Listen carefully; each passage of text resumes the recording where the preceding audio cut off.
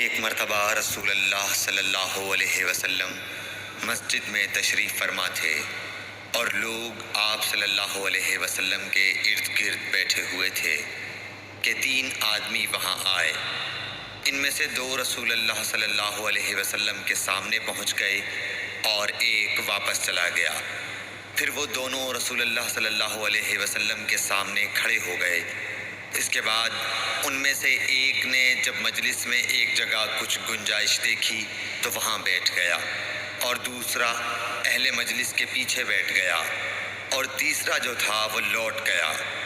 تو جب رسول اللہ صلی اللہ علیہ وسلم اپنی گفتگو سے فارغ ہوئے تو صحابہ رضی اللہ عنہم سے فرمایا، کیا تمہیں 3 آدمیوں کے بارے میں نہ بتاؤں؟ تو سنو۔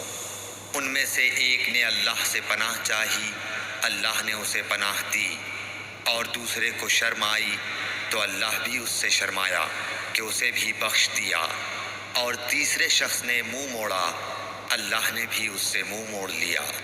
صحیح بخاری حدیث نمبر 66۔